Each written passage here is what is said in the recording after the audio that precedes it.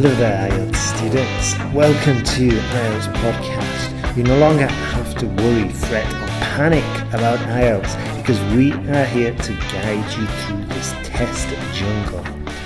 Enjoy these IELTS tutorials, and if you need more help or want to access the famous online course, you can visit us at IELTSPodcast.com. Hello and welcome to this latest lesson from IELTSPodcast.com. How are you doing? All right?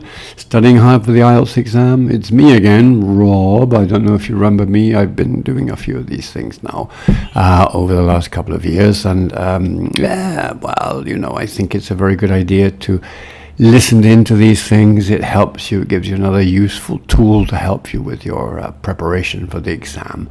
Now, today I'm going to talk about something from Task 1 IELTS Academic Writing, pie charts. How to describe a pie chart and the vocabulary we may or should use to get a high grade in that Part 1 task. Pie charts. I like that idea of pie.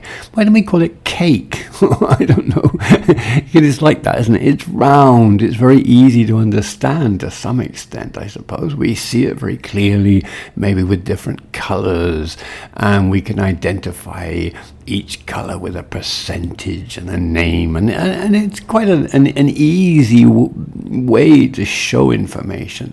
It's easy to show, but is it easy to write about? I mean, how can we organize our answers logically? And what's the main idea of Task 1 IELTS Academic? To see the big picture, to see the patterns, to see what it really is all about. How can we do that? It's not as easy as it looks, is it really? Because we've got to grasp the main points or get that big picture, we could call it. And that helps us to structure our summary of all the information in a logical way.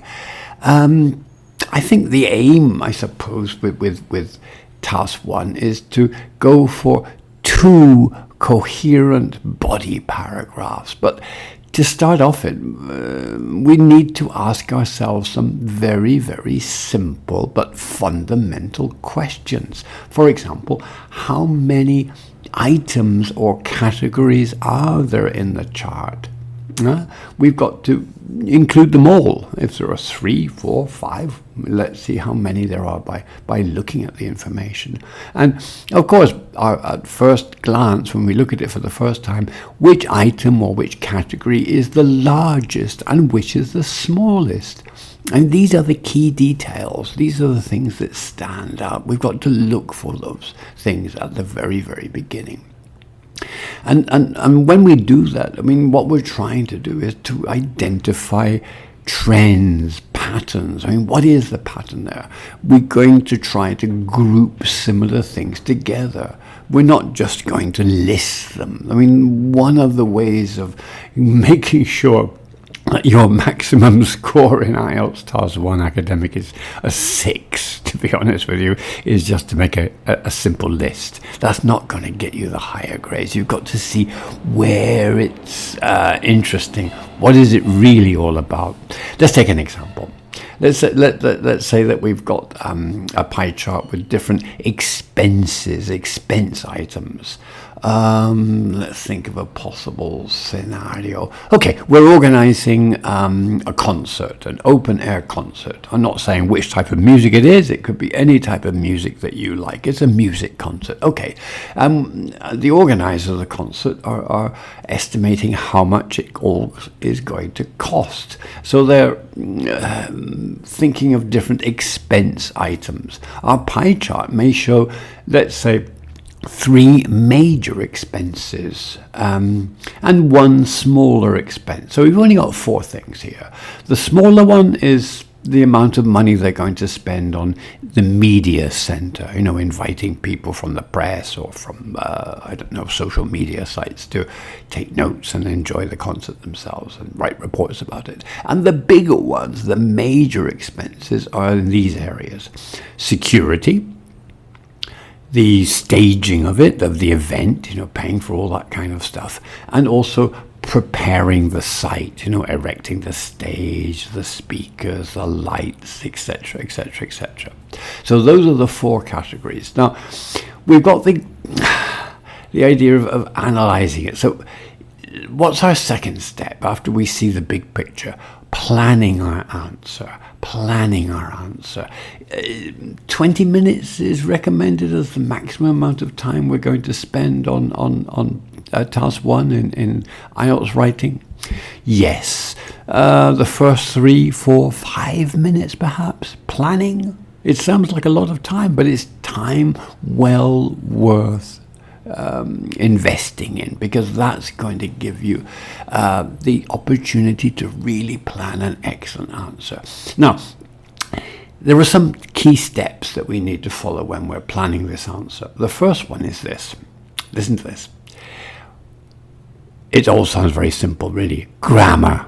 What tense are we going to use? A very common mistake some people make in IELTS is in the writing at least, is to use the tenses incorrectly. For example, if the data in our pie chart is historical, expenses, let's say from 2012, a few years ago, obviously we have to use our verbs in the past tense.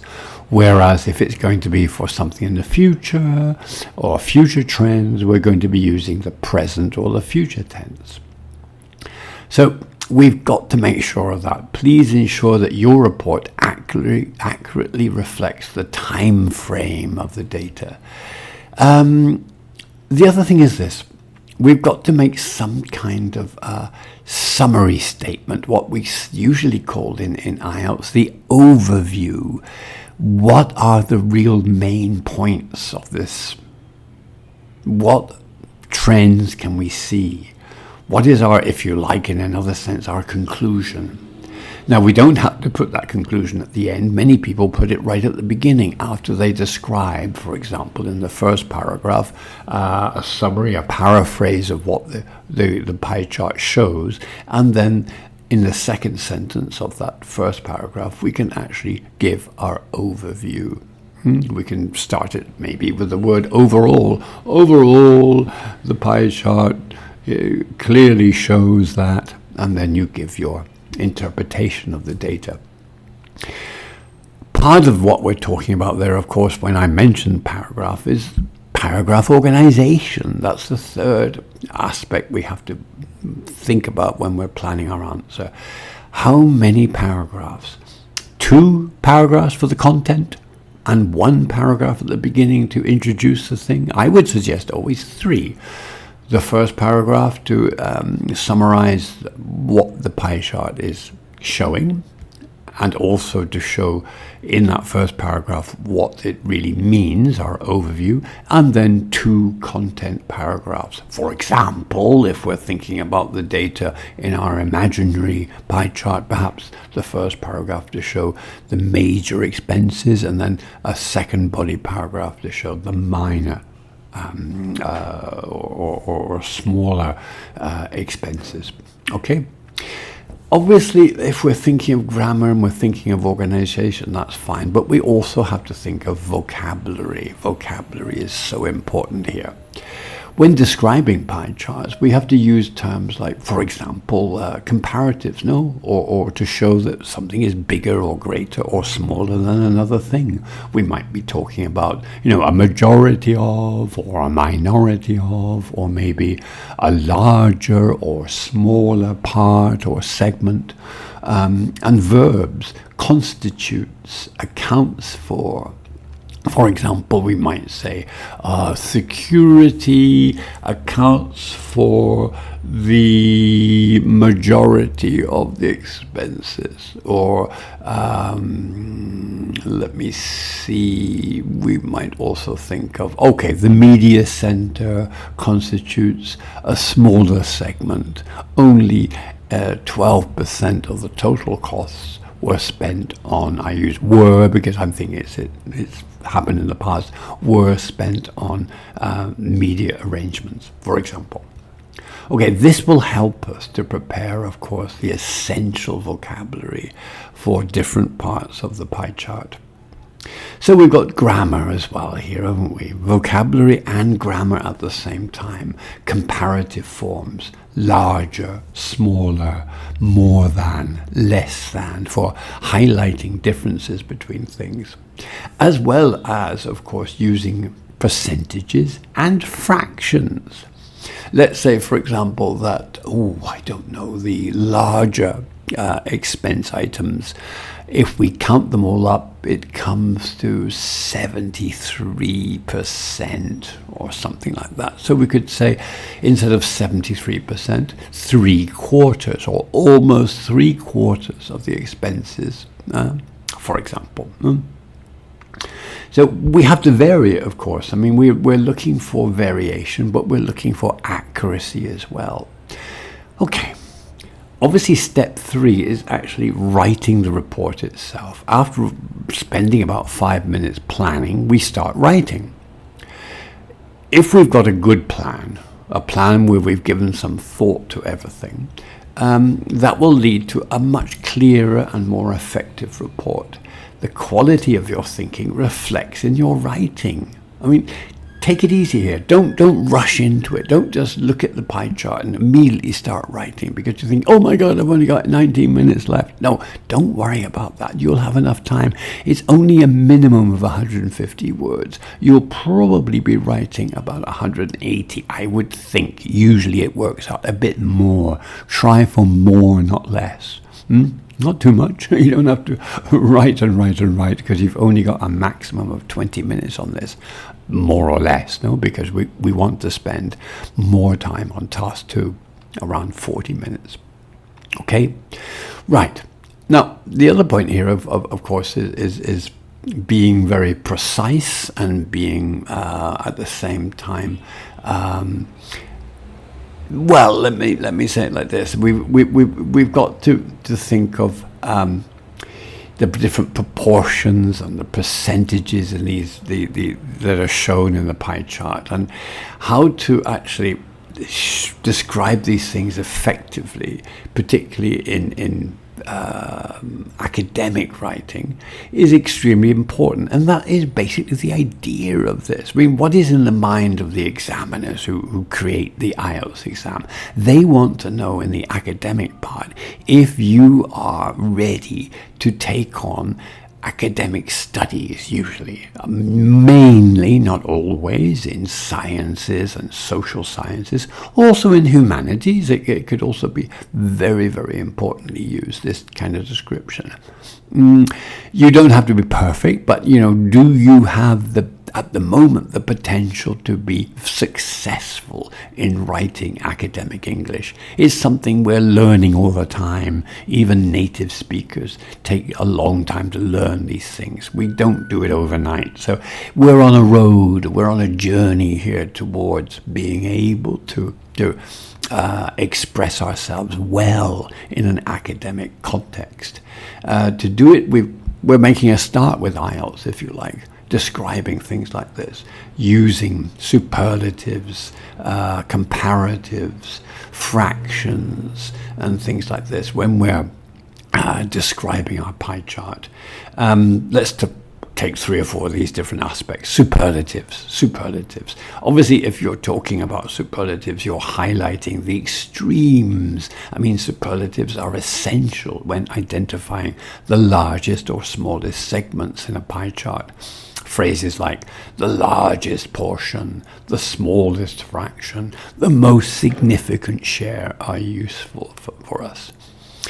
For instance, if one segment represents the majority of the chart, you might say the largest portion of the pie chart is dedicated to technology, indicating its dominance in the industry. Okay, what about fractions and portions? I mean, these are interesting, aren't they? As I said before, you don't have to use percentages all the time. For example, we could use terminology such as 1/3, a third, a quarter, a half, 2/5, about 40%. It's more precise, and it gives us some variation. I mean, if you've got something where you add up a couple of different items in the pie chart, and it comes to, something like 42%. Oh, that's more or less 2/5. So you could say a little over 2/5 of all blah, blah, blah, blah, blah. For example, another one might be a third.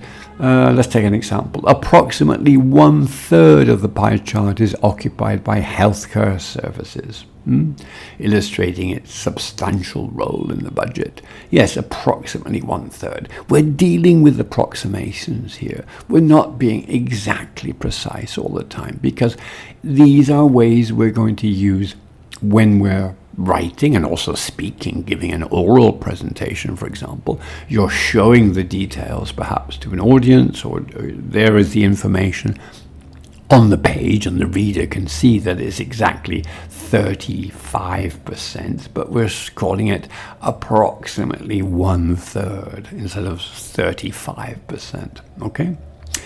From the superlatives and the fractions, let's move to comparatives. Okay, we're relating two things together. Obviously here, one against the other. For example, if something is twice as large as, or nearly 3 times bigger than, or half the size of, we're giving a very clear picture of the relationships. Take an example. The energy sector is nearly 3 times larger than the education sector, highlighting a significant disparity in funding allocation.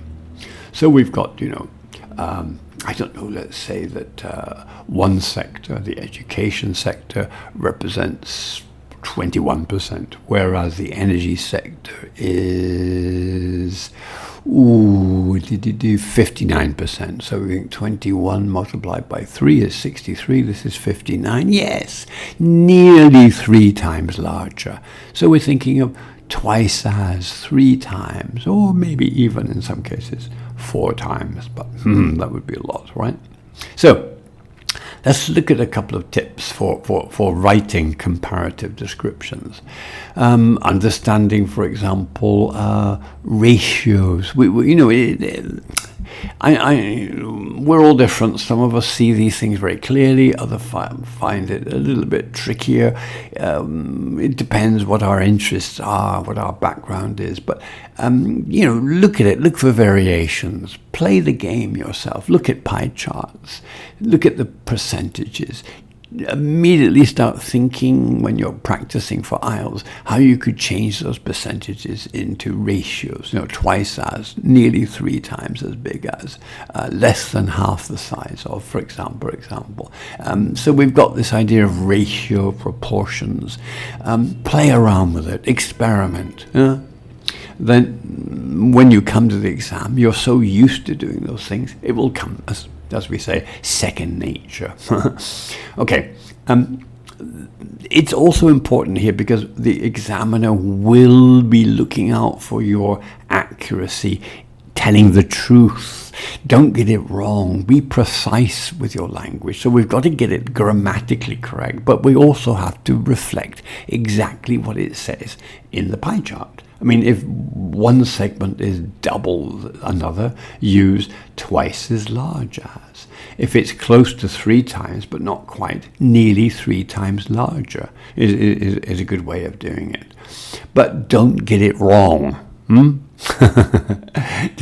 look out for that, please, because you will be penalized if you make mistakes with the information, okay? So perhaps, we can also put these comparisons in a context. It says, we can always relate our comparisons to the overall context, our overview of the whole thing. For example, the leisure segment, though small, is twice as large as the education segment, suggesting a shift in consumer priorities. Yes, it depends. I mean, obviously, in our overview, we've made our points, our main points. Remember, in the overview, we're not actually using the details. We're talking very generally. The details, the percentages, the ratios, the proportions, the comparisons, direct comparisons between different segments come in the body paragraphs, okay? Keep it clear. Keep it straightforward. Don't overcomplicate things. Have a check when you practice these things, and also if you've got time, and you should make the time in the exam, read over it right at the end and thinking, does this make sense? Will the examiner follow this easily? Is it easy to understand? Okay. Obviously, when we're using or describing a pie chart, it's not just about using, these kind of linguistic tools, the comparatives, the superlatives, etc., etc., etc. It's also, integrating them effectively as we can into our report. As I said before, start after you paraphrase the information in the pie chart, giving an overall view of the chart, and then follow it up with specific details using superlatives, fractions, comparatives, descriptions. So each sentence builds on the other. It contributes to a cohesive understanding of the data presented. Okay, let's sum all this up today, okay?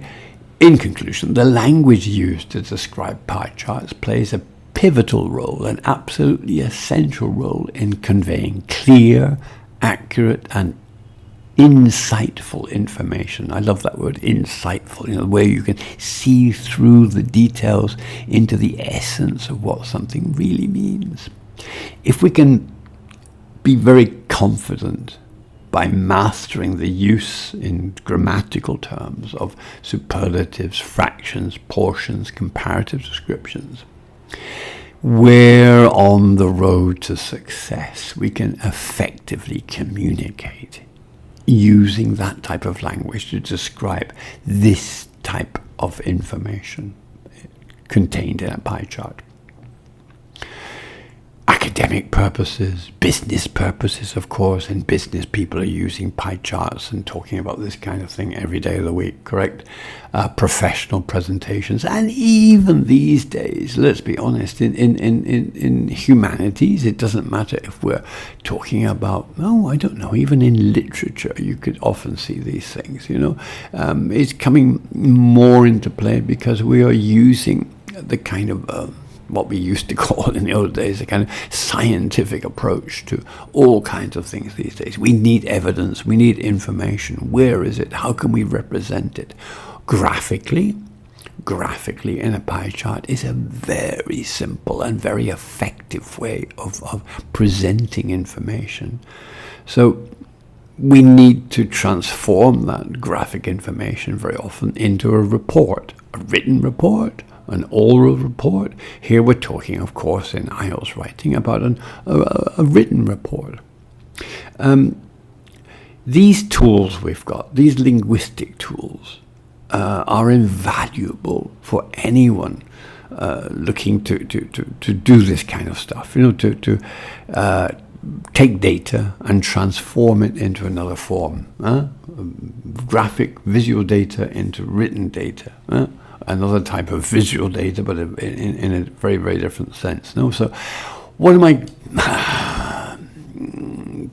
final thoughts here, there's a lot of information here. Listen to this podcast, and when you've listened to it, go to IELTSPodcast.com. Look at more information we have there in the writing section about how to write task 1, pie charts, and different types of line graphs, etc., etc., etc. It's time well worth spent to make sure that you have the right kind of tools to guarantee you success in IELTS. Well, that's all for me for today. Remember, it's Rob, an experienced kind of teacher who's been around a long time, far too long, people say, and ex-IELTS examiner as well. So I'm here to help out whenever I can. Okay, so that's all for me today. good luck to you. Speak to you again soon. Bye-bye for now.